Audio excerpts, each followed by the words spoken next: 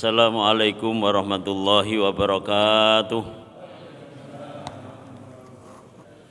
Alhamdulillahirabbil alamin wassalatu wassalamu ala asrofil anbiya'i wal mursalin sayyidina wa maulana Muhammadin wa ala alihi wa ashabihi ajma'in amma ba'd.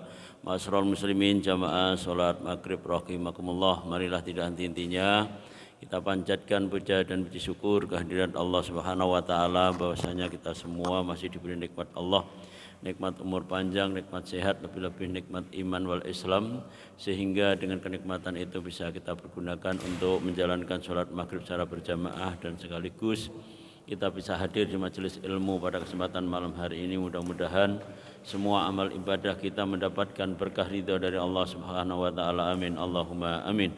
Shalawat serta salam kita sanjungkan kepada junjungan Nabi Allah, Nabi Agung Muhammad sallallahu alaihi wasallam. Biqauli Allahumma shalli ala sayyidina Muhammad wa ala ali sayyidina Muhammad. Mudah-mudahan kita semuanya benar-benar diakui sebagai umatnya yang akan mendapatkan syafaatnya besok di yaumul akhir. Amin. Allahumma amin.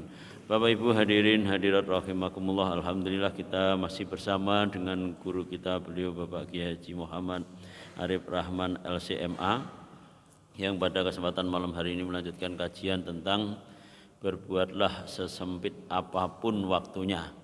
Untuk menyingkat waktu, mari kita buka dengan bacaan umul kitab barakati al-Fatihah. A'udzu billahi minasyaitonir rajim. Bismillahirrahmanirrahim. Alhamdulillahirabbil alamin arrahmanir rahim maliki yaumiddin. Iyyaka na'budu wa iyyaka nasta'in ihdinas siratal mustaqim.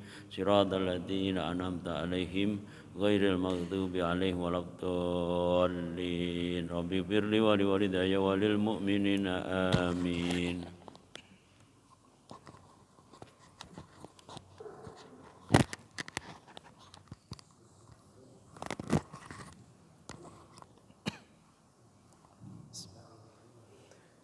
Assalamualaikum warahmatullahi wabarakatuh. Waalaikumsalam warahmatullahi wabarakatuh. Innal hamdalillah wassalatu wassalamu ala Rasulillah. Asyhadu an la ilaha illallah wahdahu la syarikalah wa asyhadu anna Muhammadan abduhu wa rasuluhu la nabiyya ba'dah. Amma ba'd.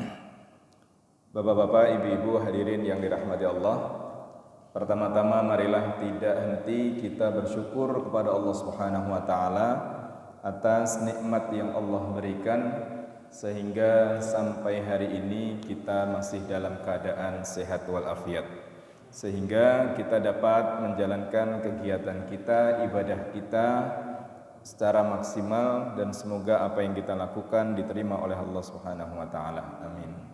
Kemudian salawat dan salam marilah kita sampaikan pada suri tauladan kita Nabi Muhammad sallallahu alaihi wasallam, kepada para sahabat, keluarganya, pengikutnya yang senantiasa menjalankan contoh dalam kehidupannya sehingga kita termasuk atau diakui sebagai umatnya mendapatkan syafaat beliau di hari akhir nanti.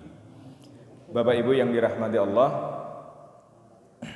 pada kesempatan malam hari ini hadis yang kita angkat berbeda dengan apa yang biasa kita sampaikan, yang kita dengar. Saya rasa ini sebagai penutup tahun kita di tahun 2021. Meskipun kita sebagai seorang muslim, perubahan waktu, perubahan tahun, perubahan bulan itu bukan sesuatu yang istimewa, tetapi sesuatu yang istimewa dalam kehidupan kita adalah ketika perubahan hari itu juga diikuti dengan perubahan diri kita.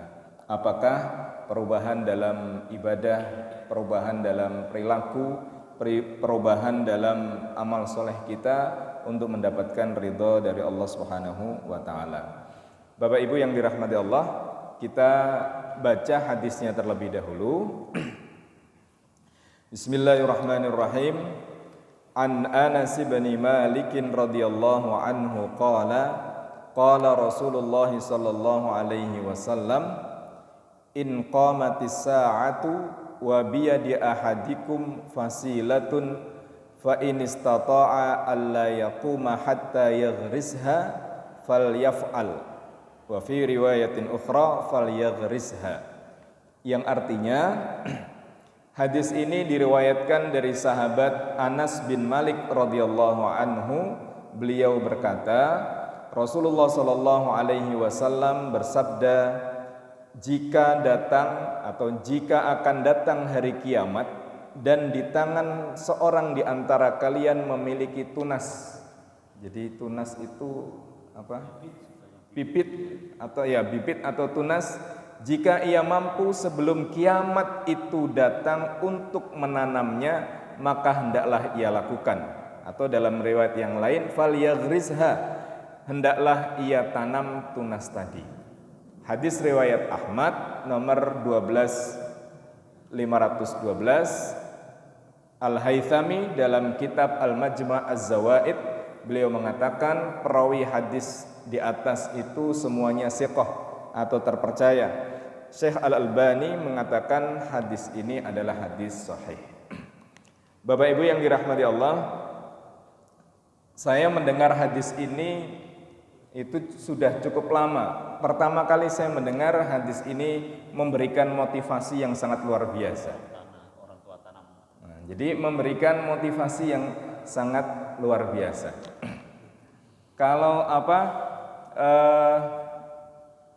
Kalau kita berpikir segala sesuatu yang kita lakukan itu harus kita nikmati hasilnya.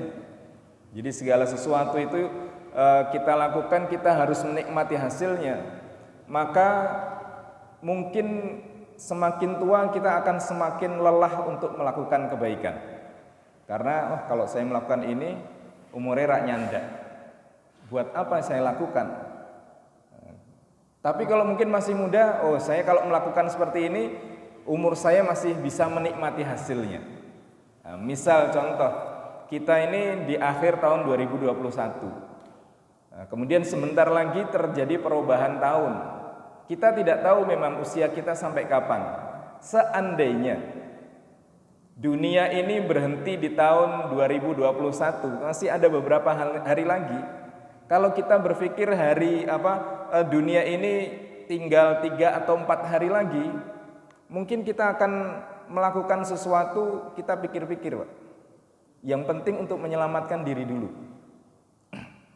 Kita mau melakukan kebaikan apapun, kita membangun rumah atau membangun masjid ini, kita nggak akan ngapain bangun masjid 4 hari lagi dunia sudah berakhir. Nah, itu 4 hari lagi dunia sudah selesai, nggak ada yang bisa menikmati lagi. Nah, maka kita tidak akan melakukan itu.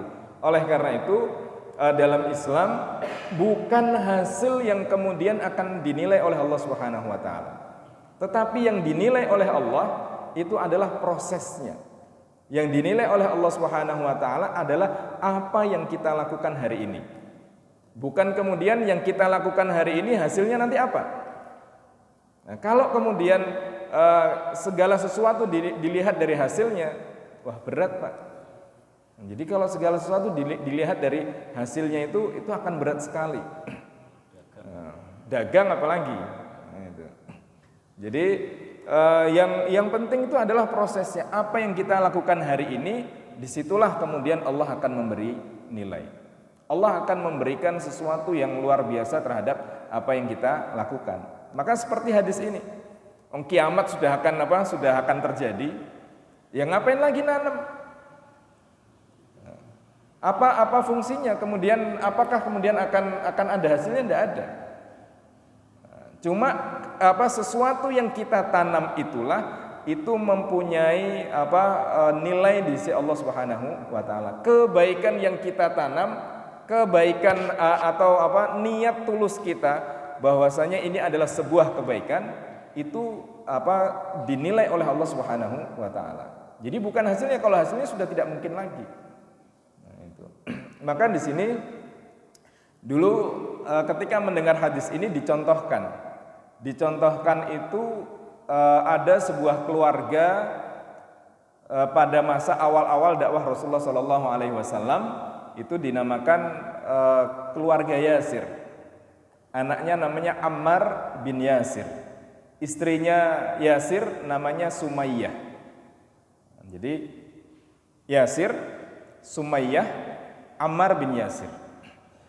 Ini keluarga ini kemudian masuk Islam.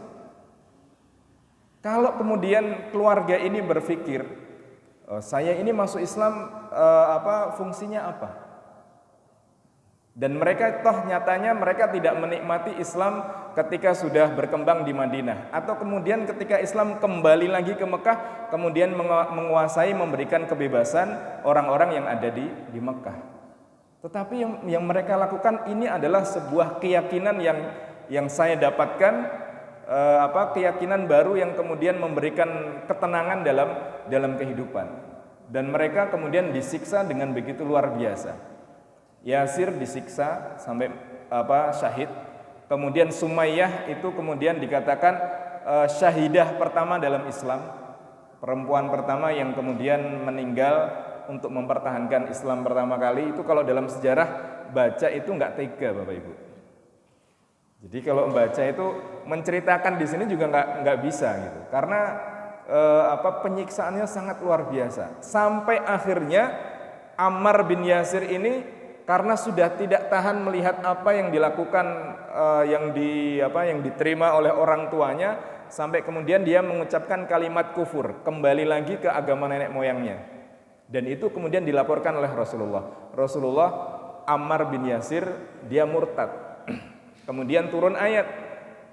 Turun ayat mengatakan tidak mengapa orang dalam keadaan terpaksa untuk mengatakan apapun, tapi hatinya wa qalbuhu mutmainnun bil iman. Hatinya tetap dalam keimanan. Nah itu. Sampai akhirnya Ammar bin Yasir ini menjadi sahabat Rasulullah yang sangat dekat dengan Nabi dan selalu berjihad bersama Rasulullah sallallahu alaihi wasallam. Nah, keluarga ini itu tidak merasakan hasil keimanannya maupun keislamannya. Sama seperti Bapak Ibu yang dirahmati Allah, Masjid Istiqomah ini dibangun. Jadi Masjid Istiqomah ini dibangun. Boleh jadi pertama kali yang membangun masih Sugeng. Masih. Kalau sebagian ada hidup dan ada yang meninggal. Pak Kamas, Pak Hadi Pranoto, Pak Arif masih. Iya. Pak Mukhlisin. Kebanyakan yang membangun masjid ini sudah tidak ada.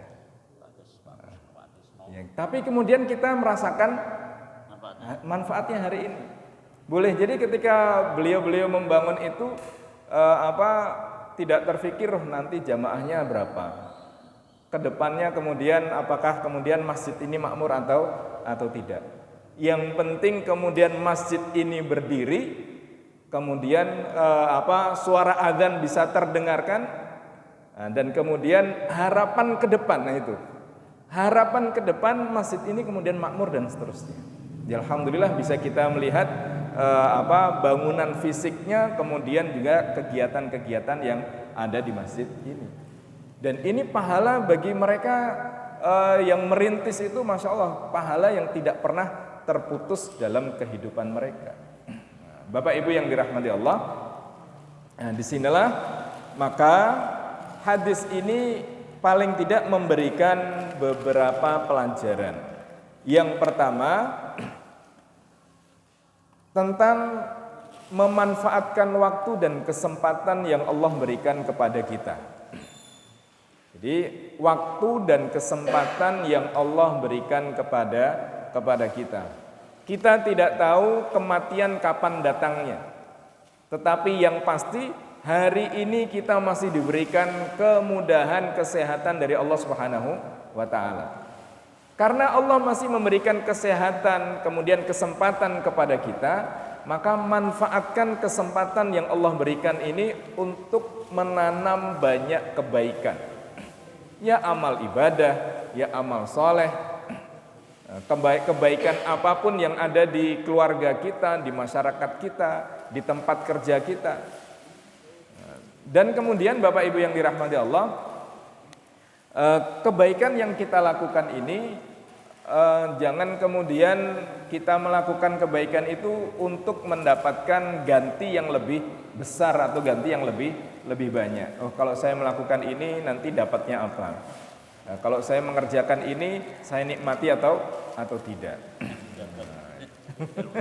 Ya, ilmu beragam betul, Pak.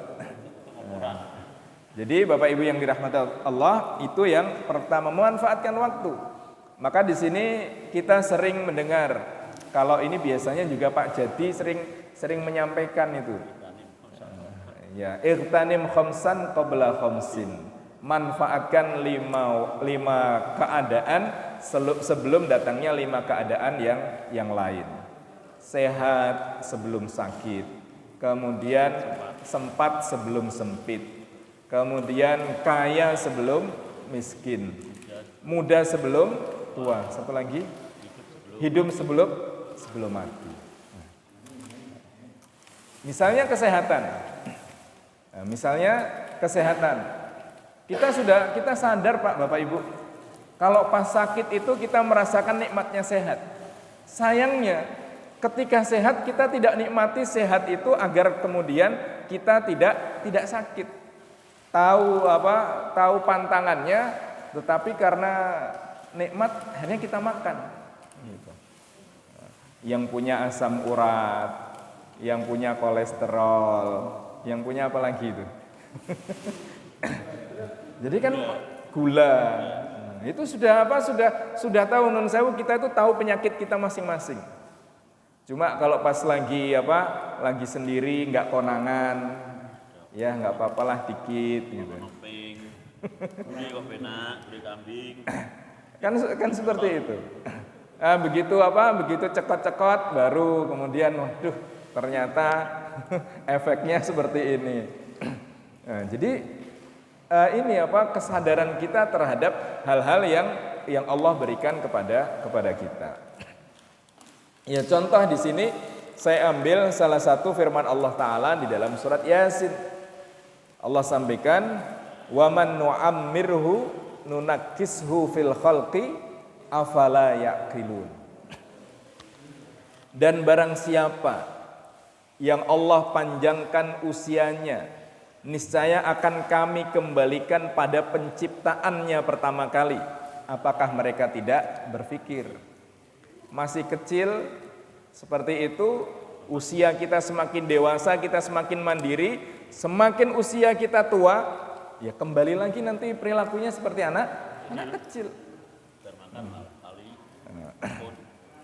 Meskipun lupa bukan orang tua tok gitu. Jadi ini Allah kembalikan lagi. Nah, disinilah kemudian yang merasa usianya sudah semakin lanjut juga sadar diri, yang kemudian yang mendampingi juga harus menyadari. Memang sifat orang kalau sudah lanjut usia seperti itu. Nah, itulah susahnya kemudian kita anak berinteraksi dengan orang tua. Orang tua berinteraksi dengan anak muda. Tapi anak berinteraksi dengan orang tua butuh perjuangan yang panjang, kan gitu. Nah, luar biasa, Pak. Nah, ini yang pertama, manfaatkan waktu dan kesempatan yang Allah berikan. Kalau dulu dalam hadis yang pernah kita bahas, kan 2 nikmat yang menipu. Ni'matani maghbunun fihima katsirun minan nas. Jadi 2 nikmat yang menipu itu as-sihhatu wal faraghu, sehat dan waktu luang. Jadi kalau pas sehat lupa kalau kemudian dia punya penyakit. Waktu luang kemudian tidak dipakai yang maksimal. Kadang-kadang kita seringkali mengerjakan sesuatu itu kalau sudah mepet, kan gitu. Kalau sudah mepet inspirasinya keluar semua. Kalau belum mepet itu disepelekke gitu loh. Nah, ini yang pertama. Kemudian Bapak Ibu yang dirahmati Allah, yang kedua yang bisa kita ambil pelajarannya dari hadis ini adalah berpikir positif dalam kehidupan. Bagaimana kemudian kita selalu berpikir positif, selalu husnuzan, berbaik sangka kepada sesama manusia maupun berbaik sangka terhadap Allah Subhanahu wa taala. Meskipun ini sekali lagi masalah hati itu membutuhkan latihan yang tidak pernah ada batasnya. Istilahnya kalau orang sufi itu riyadhah. Semakin banyak dia berinteraksi dengan problem dalam kehidupan, ya belajar terus. Maka masalah keimanan itu tidak ada batasan belajarnya. Sama dengan ungkapan belajar itu minal mahdi ilal lahdi, dari ayunan sampai liang lahat. Isinya ya belajar terus. Pindah pekerjaan belajar lagi. Ada mungkin Bapak Ibu guru juga seperti itu, kurikulum baru lagi, belajar lagi. Kemudian ada situasi seperti ini, proses lagi, kan seperti itu. Nah, ini berpikir positif dalam kehidupan. Ini memang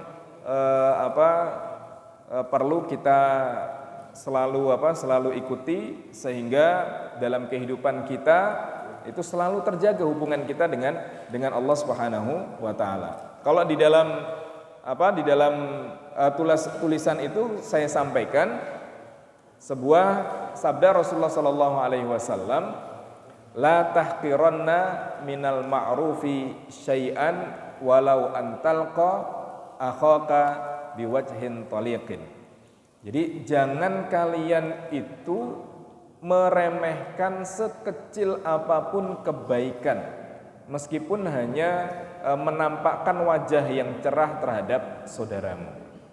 Kalau dalam riwayat yang lain kan tabassumuka fi wajhi akhika shadaqah. Senyummu di hadapan saudaramu itu sebagai sedekah.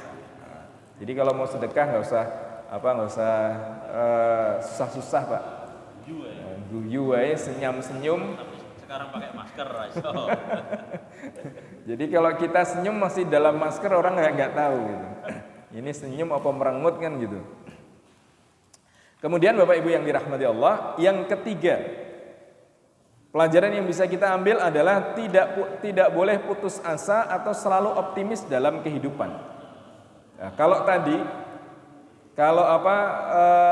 kita tahu kiamat sudah datang, ya sudahlah, ngapain kita nanam?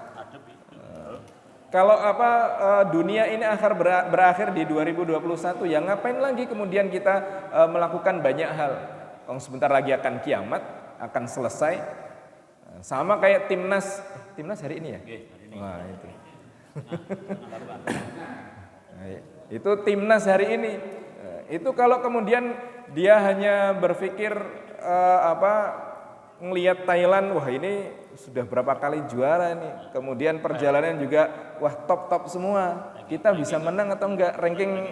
Rankingnya juga lebih tinggi. Itu kalau kemudian sudah pesimis duluan, ya sudahlah. Lokro. Kemudian kalau dulu mungkin Bapak Ibu sekalian masih ingat, itu timnas senior atau junior belum laga sudah diundang ke sana kemari, pengajian ke sana kemari, diundang para pejabat ke sana kemari, ya sudah begitu final kalau nggak salah itu. Oh, itu sudah drop, mentalnya habis. Di promo ke sana kemari kan seperti itu. Nah, di sini ini juga pelajaran dalam hidup. Nah, bagaimana kemudian kita tidak putus asa dengan apapun yang kita hadapi.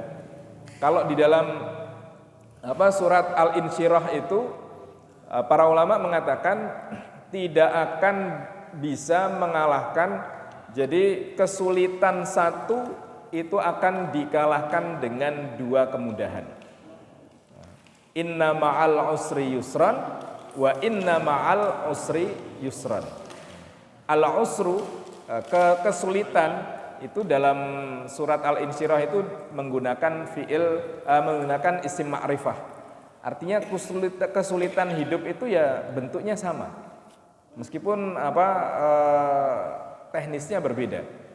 Nah, tetapi jalan keluar itu menggunakan isim nakirah. Artinya solusi itu lebih banyak daripada kesulitan. Nah, cuma kemudian kita ini yang diminta untuk mencari solusi sesering mungkin, semaksimal mungkin.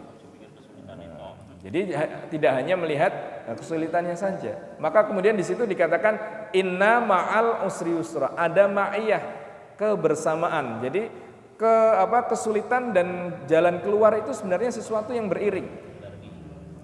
Sama dengan dulu pernah kami sampaikan, innallaha ma'as sabirin.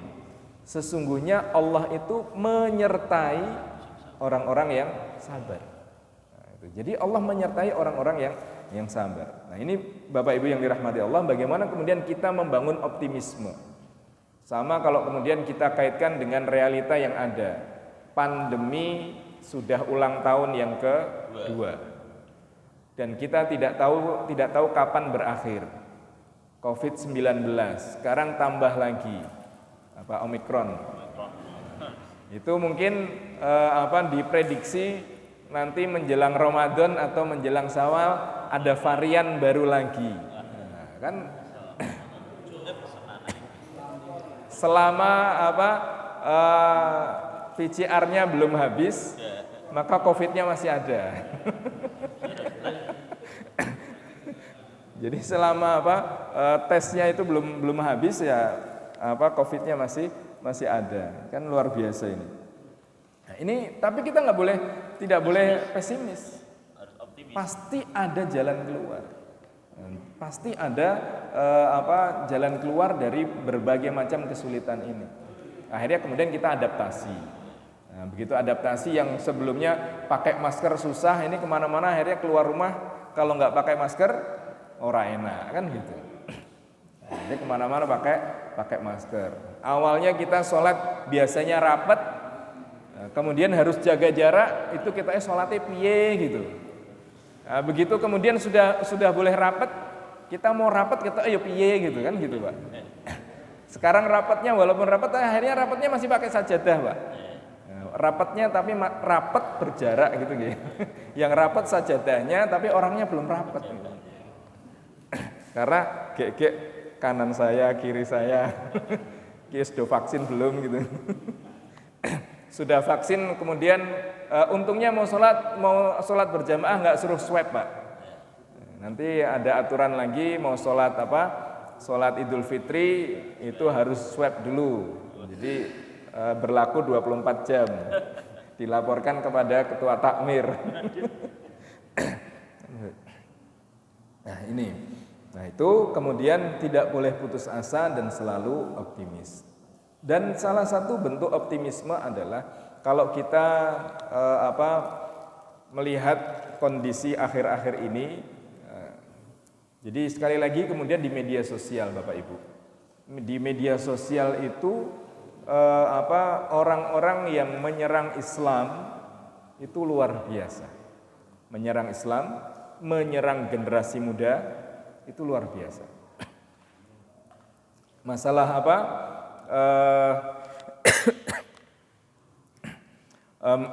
mendiskreditkan Islam itu juga luar biasa. Mengadu domba sesama muslim itu luar biasa.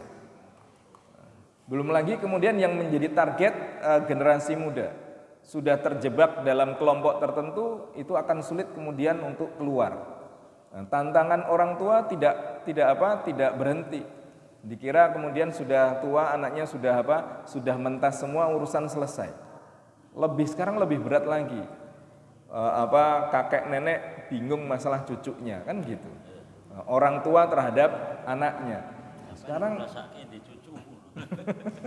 jadi memang luar biasa Bapak Ibu. Tetapi kita sebagai orang yang beriman, kita tetap harus melihat itu dengan optimis bahwasanya hal-hal seperti ini nanti juga akan hilang.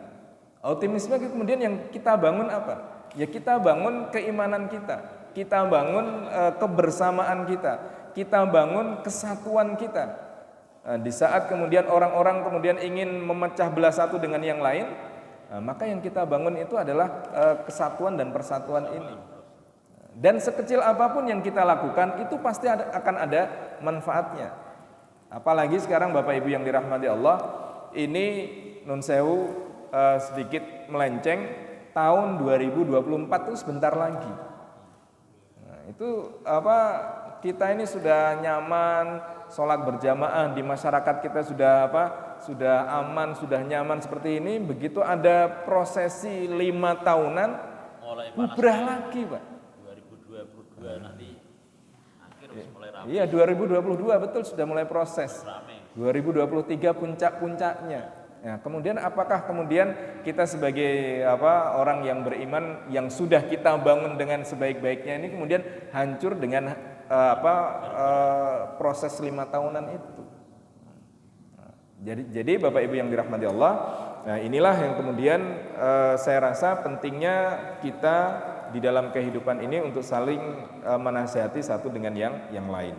Kemudian yang terakhir adalah tentang al-waktu wal hayat. Waktu adalah kehidupan. Kalau kita mampu menghargai waktu kita, maka sebenarnya kita telah menghargai kehidupan kita. Tapi kalau kita tidak bisa menghargai waktu yang Allah berikan, maka kita pada dasarnya kita tidak menghargai waktu atau kehidupan yang Allah berikan sampai hari ini. Rasulullah SAW menyampaikan, khairun nas man tala umruhu wa hasuna amaluhu wa syarrun nas man tala umruhu wa sa'a amaluhu. Sebaik-baik manusia adalah yang usianya dipanjangkan oleh Allah Subhanahu wa taala, tetapi amal perbuatannya juga baik. Kemudian sebaliknya, orang yang tidak baik adalah usianya panjang tetapi bukan untuk kebaikan, malah untuk merusoi satu dengan yang lain. Ya, soleh dan toleh. Itu.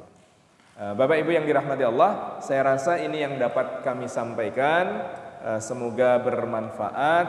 Semoga kita bisa memanfaatkan waktu yang Allah berikan dengan sebaik-baiknya. Semoga waktu kita ini akan menjadi saksi di hadapan Allah bahwasanya kita telah melakukan ibadah, melakukan kebaikan di dunia, dan semuanya itu akan menjadikan pertolongan terhadap kehidupan kita nanti. Wallahu a'lam.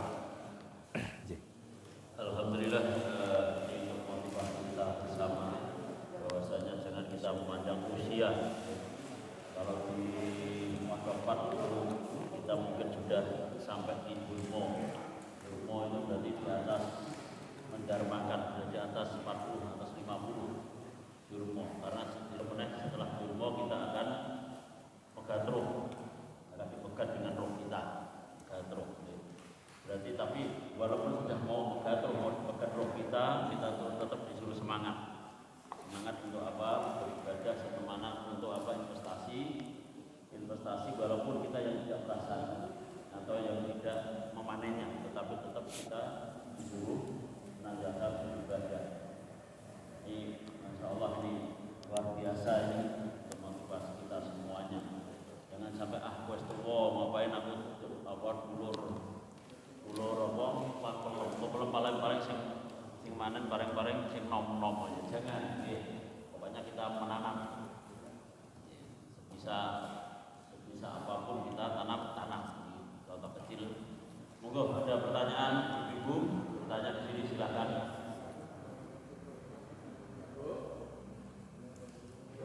Ibu ada yang bertanya, Bu? Yang masalah waktu.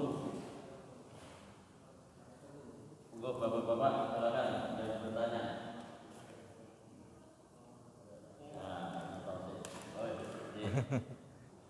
Pertanyaannya Masya Allah luar biasa. Jawabannya juga luar biasa, Pak. Angel. Jadi Bapak Ibu yang dirahmati Allah, kita ini begitu masuk bulan Desember, dari dulu urusannya itu.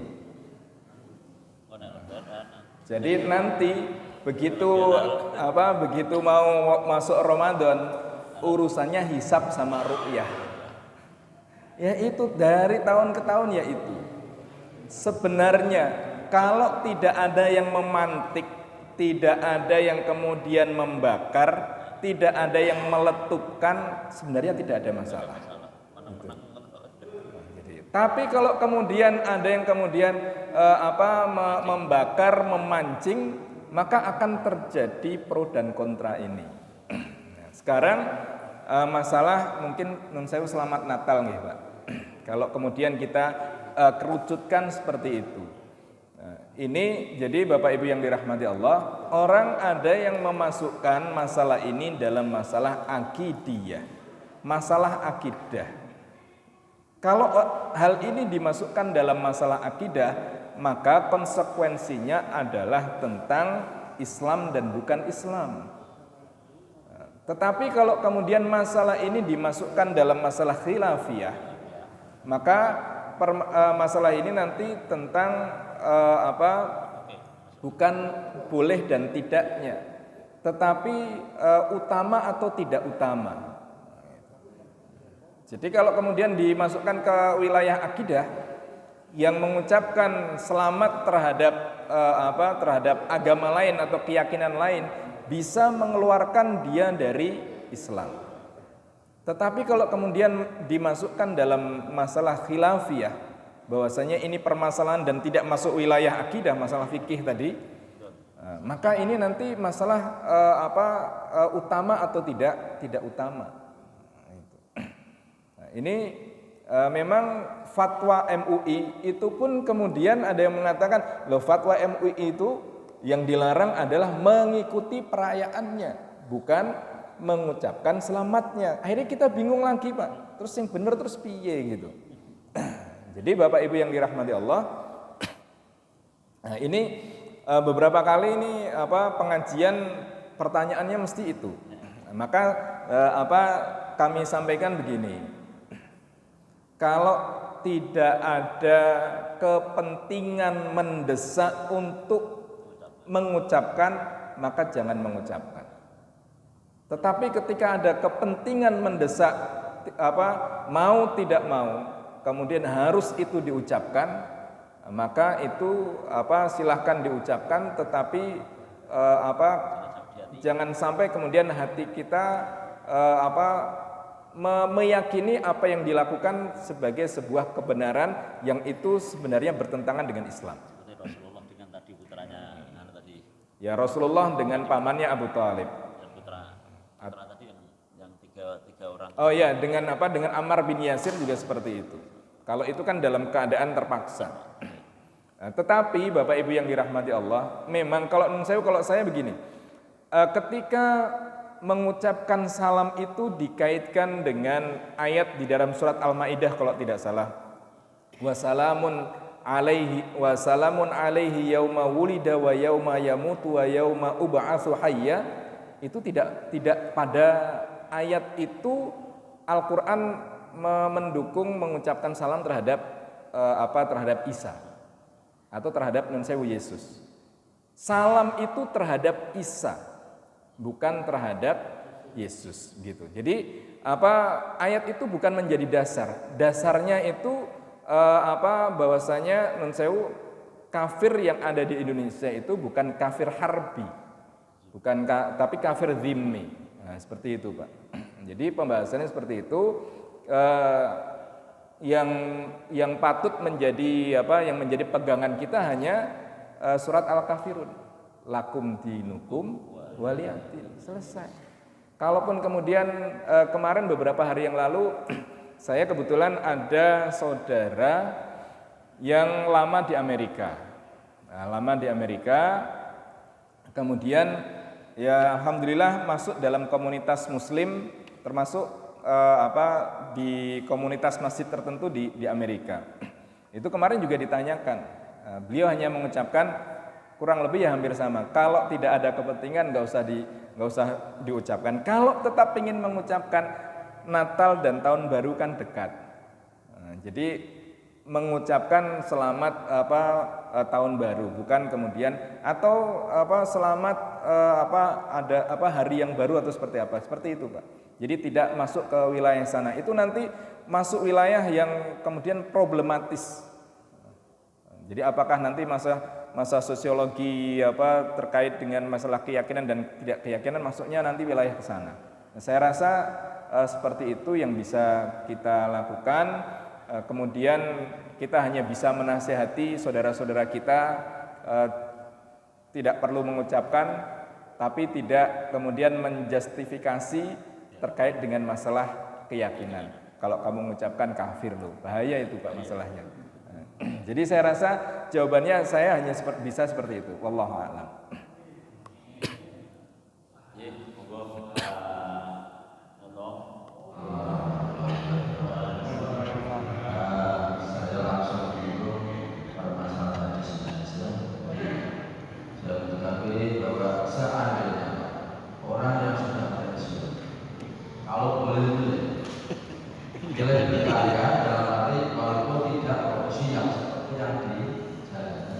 atau dia sudah selesai karena menikmati pensiun, dia bertafakur dengan ibadah. Seandainya 2 hal itu yang harus boleh. Yang paling utama yang kita pilih yang mana?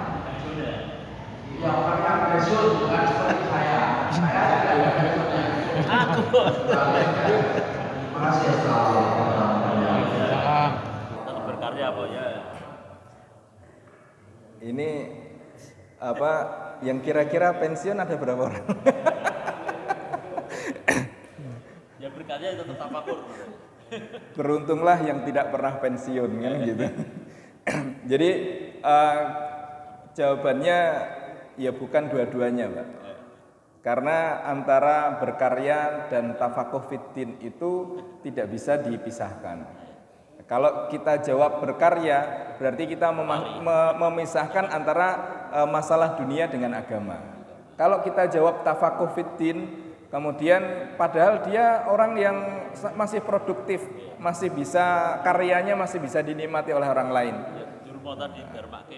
Iya, betul, dharmanya masih dipakai. Oleh karena itu, ya dia berkarya. Karena non sewu ini juga ada sebuah ya ungkapan gini. Engkau kalau mau tobat nek wis pensiun. Nah itu. Jadi kalau memperdalam agama kalau sudah pensiun. Pensiun dipulih wis dor. Sampai mulai jam masjid dor. Jadi mungkin ada arah ke sana. Kalau saya ya kalau bisa mendalami ibadah, dalami ibadah tetapi tanpa meninggalkan karyanya gitu. Jadi baktinya tetap harus dilakukan. Karena non sewu, orang yang pensiun kalau kemudian hanya ibadah tok mesti akan sakit-sakitan, Pak. Karena biasanya dia kan ubet terus. Pagi berangkat, kerja, pulang sore. Begitu kemudian ini berhenti, wah loro kabeh, Pak. Pingpong betul.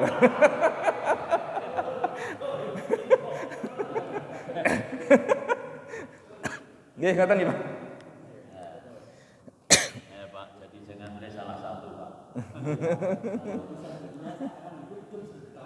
Betul. Ya. Ada lagi yang bertanya di sini masalah fenomena di dunia masyarakat kita. Nggak usah sering kelihatannya khilafiah harus kita tinggalkan. Ya.